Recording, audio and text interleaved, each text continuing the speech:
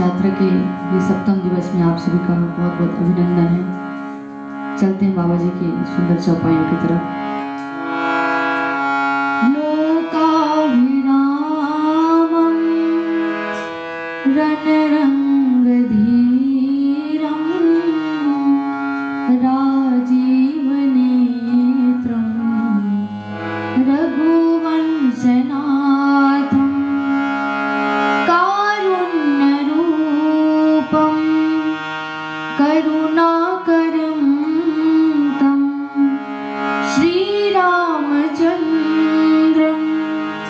शरणं प्रपद्ये मनोजवं मारुततुल्यवेगं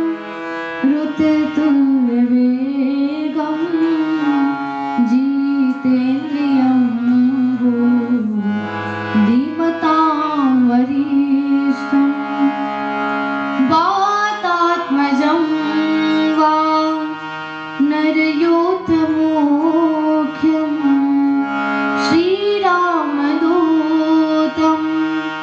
शरणं प्रपद्ये कर्पूरगौरं करुणावतारं संसारसारं भुजगेन्द्रहारं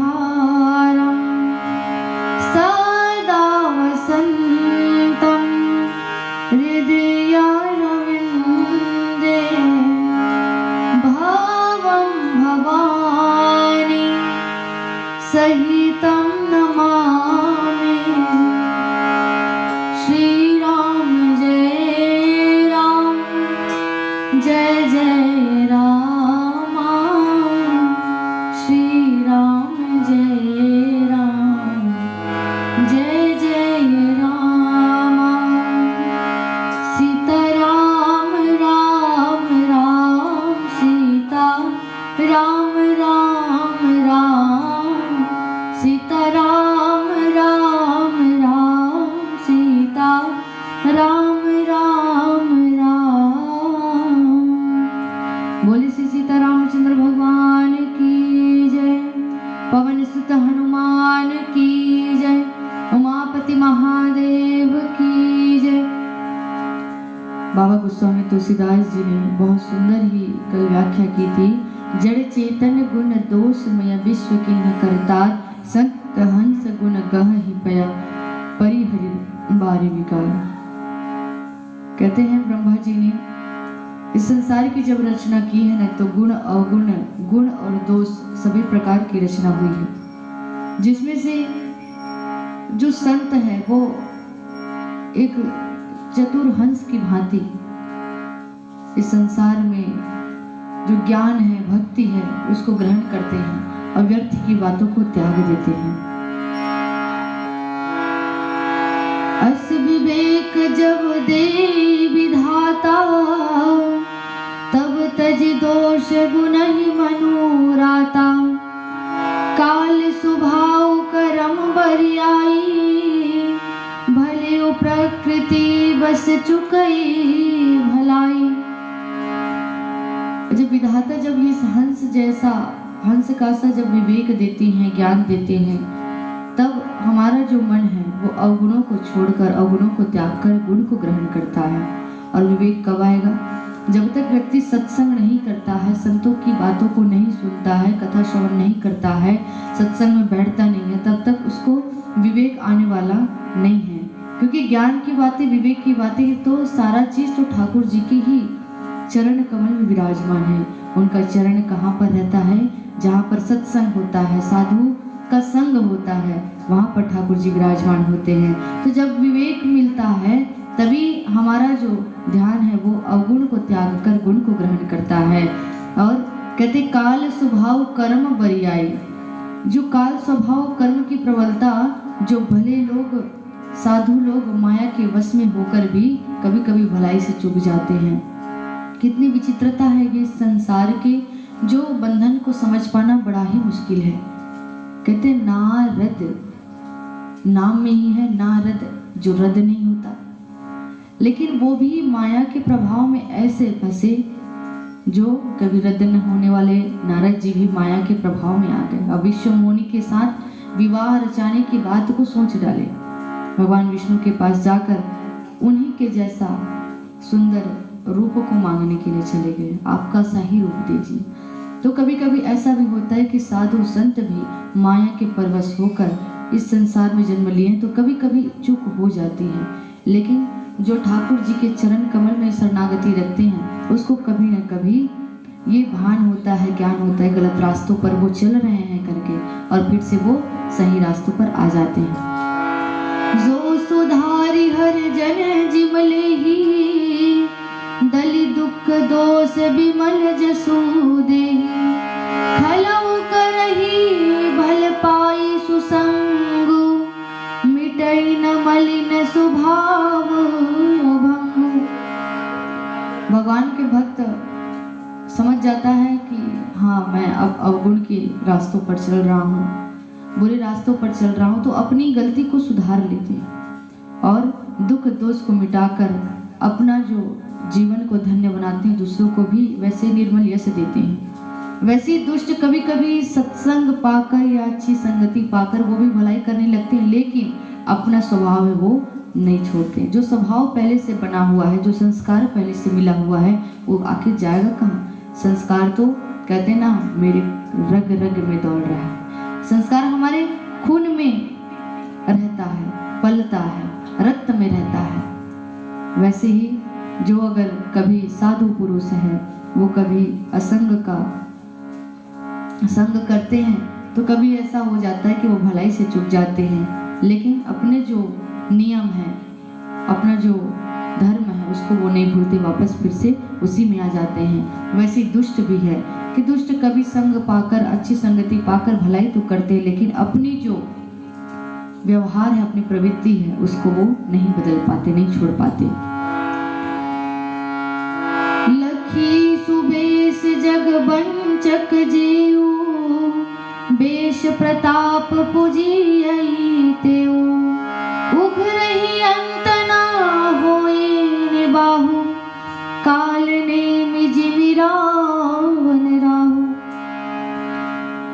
बाबा गोस्वामी तुलसीदास जी ने यहाँ पर पहले ही बता दिया है कि इस संसार में विचरण करने वाले साधु के से वेश धारण करके जो ठग हैं, वेशधारी हैं, वो भी वेश के प्रताप से, साधु के वेश के प्रताप से संसार में वो पूजित तो जाते हैं, उसका आदर सत्कार होता है, लेकिन एक न एक दिन उसकी सत्यता का भान हो जाता है। कैसे? जैसे रावण माँ जानकी जगत जननी माँ भगवती सीता माँ को जब हरण करने के लिए जब आया तो साधु का सा वेश बनाकर आया था। कालने में है हनुमत जी महाराज जी को रोकने के लिए जब वो खड़ा हुआ तो राम राम कहते हुए साधु का वेश धारण करके वो राम की भक्ति कर रहा था, लेकिन वो कब तक कर पाता? कपट जो है ज्यादा दिन तक टिकता नहीं।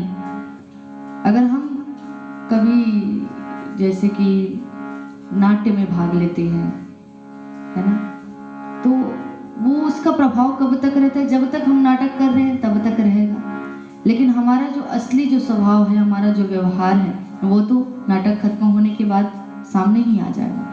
ठीक उसी प्रकार से अगर यहाँ पर जितने भी ठगधारी होंगे, वेशधारी होंगे, जितने भी हैं, तो वो उनका प्रभाव तब तक है, कुछ समय तक ही रहेगा, लेकिन उसकी जो असलियत है, वो सच्चाई है, वो सामने आ ही जाती है।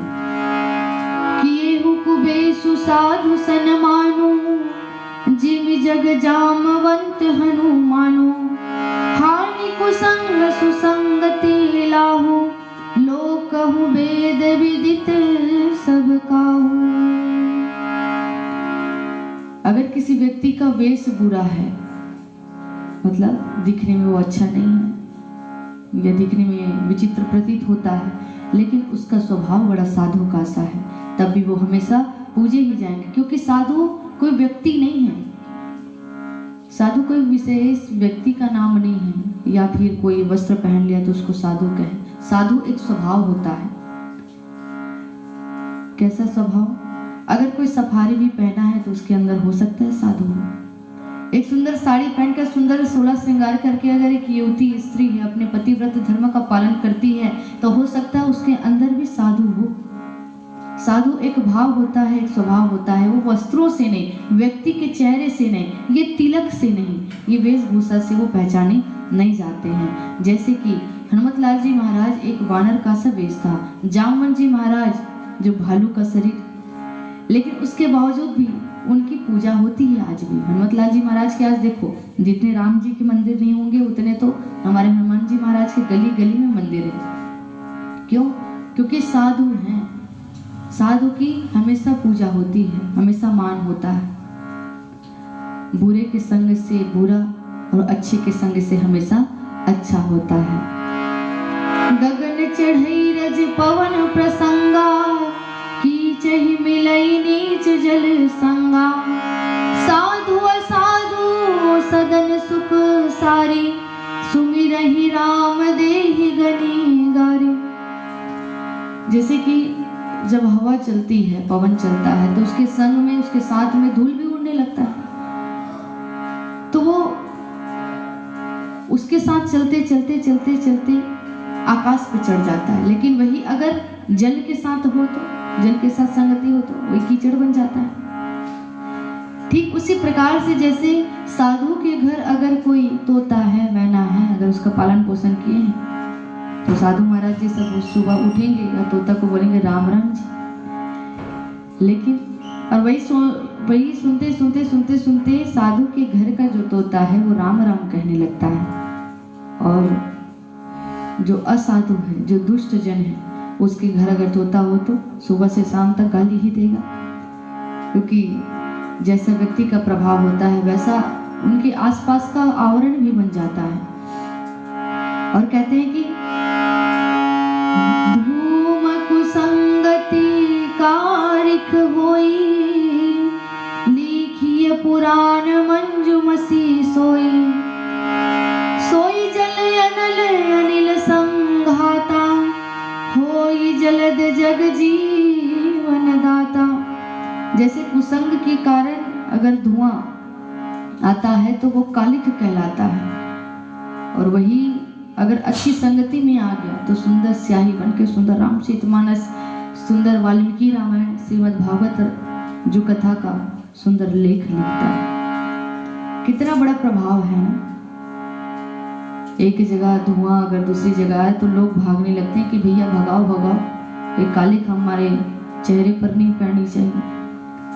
वही अच्छी संगति में आकर सुंदर स्याही बन गई है, और सभी लोग सुंदर उसको लेखनी में रखकर उसको लिखने के काम करते, बड़े सहज कर संभाल कर रखते हैं। सोई जल अनल अनिल संघाता, होई जलद जग जीवन दाता। वही धुआं जल, अग्नि और पवन के साथ मिलकर बादल बना लेता है, और एक सही समय आने पर सुंदर वर्षा करता है। जितने भी किसान हैं उनको सुखद करता है, मानव जाति उनको सुखद करता है, पूरी प्रकृति को सुखद करता है। तो सत्संगति का प्रभाव कितना ही विशेष है।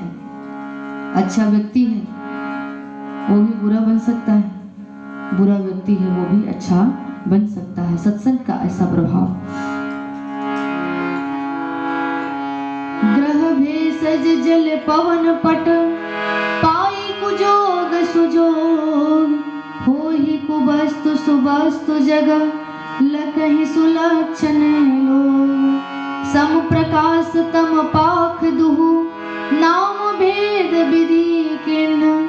शशि शोषक पोषक समुझु, जग जस अप जस दिन। सियावर रामचंद्र की जय। जितने भी ग्रह है, औषधि है, जल है, वायु है, वस्त्र है, ये भी सारा सुसंग और कुसंग की भांति ही संसार में अच्छा और बुरा पदार्थ बन जाते हैं। अगर जो कपड़ा है, वस्त्र है, अगर कहीं कीचड़ के प्रभाव में आ गया तो उसको व्यक्ति पहनना पसंद नहीं करेगा। वही सुंदर इत्र के प्रभाव में आ गया तो उसको सुगंधित मानकर उसको सारे लोग ग्रहण करने लगते हैं। जो चतुर है, विचारशील पुरुष है, वही ये सब बातों को समझने में सक्षम होते हैं। और जैसे कि बाबा गोस्वामी तुलसीदास जी कहते, संप्रकाश तम पाख दुहु, नाम भेद विधि किन्ह। महीने में 2 पखवाड़ा होता है, एक उजियाला और एक अंधेरा, और दोनों समान ही रहता है, लेकिन इसको दोनों को अलग अलग नाम दे दिया गया। एक को कृष्ण पक्ष कहा गया और एक को शुक्ल पक्ष कहा गया। एक को चंद्रमा को बढ़ाने वाला और एक चंद्रमा को घटाने वाला। क्यों? उसके गुण के हिसाब से उसके नामकरण कर दिया गया। इसलिए कहते हैं बाबा गोस्वामी तुलसीदास जी, जड़ चेतन जग जीव जता सकल राम मैं जानी, बंदव सबके पद कमला सदा जो जुग पानी। बोले सियावर रामचंद्र की जय, पवन सुत हनुमान की जय। बाबा गोस्वामी तुलसीदास जी का यह सबसे प्रिय दोहा है और हमें भी बड़ा प्रिय लगता है। क्यों? क्योंकि इसमें स्पष्ट कहा गया है, जड़ चेतन जग जीव जत सकल राम मैं जानी। हर व्यक्ति पूछता है कि भैया बताओ तुम्हारे राम कहाँ हैं? क्या तुम्हारे राम यहाँ हैं? क्या तुम्हारे राम वहाँ हैं? क्या तुम्हारे राम मंदिर में हैं? क्या तुम्हारे राम इस पेड़ के पत्तों में हैं? तुम कहते हो कण कण में राम है, बताओ राम कहाँ है? तो बाबा गोस्वामी तुलसीदास जी ने ऐसे प्रश्नों का उत्तर देने के लिए सुंदर व्याख्या कर दी और कहते हैं, जड़ चेतन जग जीव जत सकल राम मैं जाने। यहाँ जितने भी जड़ हैं और जितने भी चेतन हैं, मतलब जड़ मतलब जितने भी जो पेड़ पौधे हैं, है ना, पर्वत है, पठार है, चेतन मनुष्य जाति है, पशु पक्षी हैं, जड़ चेतन जग जीव जत, सारे जितने भी जीव हैं सबको राममय जानकर उन सब के चरण कमलों की सदा दोनों हाथ जोड़कर वंदना करता है। इतने हमने सुना कि गोस्वामी तुलसीदास जी ने दुष्टों की वंदना की है, असंत के बारे में भी बड़ी व्याख्या की है। तो ये सब करने की आवश्यकता क्यों? मानो यही बता रहे हैं कि संसार में जितने भी चीज उपस्थित हैं, जितने भी चीज हमको दिखाई देते हैं या दिखाई नहीं देते हैं, वे सारे भगवान के ही अंश हैं। हम भी भगवान के अंश हैं। इसलिए कहते हैं हर व्यक्ति में परमात्मा रूप से परमात्मा ही निवास करते हैं। हर कण कण में भगवान है। क्यों? भगवान अपने ही अंश, अपने ही शरीर से अपने अंशों को यहाँ उत्पन्न किया है। इसलिए बाबा गोस्वामी तुलसीदास जी कहते, सिया राम मैं सब जग जानी, करहूँ प्रणाम जोर जोग पानी। और जड़ चेतन जग जीव जत सकल राम मैं जानी। जितने भी जड़ और चेतन सबको राम मैं जानकर सबके चरण कमल को मैं प्रणाम करता हूँ। बंदव सबके पद कमल सदा जोर जोग पानी। सबके चरण कमल की वंदना करता हूँ। और यह कहते हुए ये एक अंतिम दोहा बड़ा ही दिव्य और अद्भुत है। इसको जब हमने भी पहली बार सुना तो हम भी सोचने पड़ गए कि ऐसा भी क्यों। आइए सुनते हैं। देव दनुज नर नाग खग प्रेत पितर गंधर्व बंदव किन्नर रजनिचर कृपा करहु अवसर। बोले सियावर रामचंद्र की जय। अद्भुत बात तो ये सारे जड़ चेतन की को राम में जानकर प्रणाम तो किए हैं, लेकिन सबसे अद्भुत बात तो यह हो गई कि देव दनुज नर नाग खग, देवता, राक्षस, मनुष्य, नाग, पक्षी, प्रेत, पितर, गंधर्व, ये सारे लोग और बंदव किन्नर रजनिचर, जितने भी किन्नर हैं, रात्रि में विचरण करने वाले जीव हैं, इस सारे लोग का मैं नमस्कार करता हूँ, वंदना करता हूँ। आप सभी लोग मुझ पर कृपा कीजिए। क्यों? क्योंकि आप सभी तो ठाकुर जी के ही अंश हैं। आपको मैं कैसे इस संसार में विलग कर दूं? इसलिए आप भी जब भी प्रार्थना कीजिए, आपको जब भी भय होता है भूत प्रेत पिशाच से, तो ये एक प्रार्थना उसमें भी इस दिन जोड़ दीजिए कि देव दनुज नर नाग खग प्रेत पितर गंधर्व बंदव किन्नर रजनिचर कृपा करहु अवसर। सियावर रामचंद्र की जय, पवन सुत हनुमान की जय। गोस्वामी तुलसीदास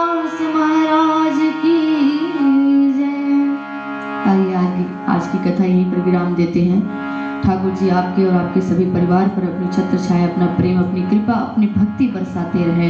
और यूं ही जब तक आप लॉकडाउन है या लॉकडाउन खुल जाए तब भी आप हमेशा सतर्क रहिए और ठाकुर जी के नाम को कभी छोड़िए नहीं, क्योंकि देख रहे हैं जीवन का कोई भरोसा नहीं।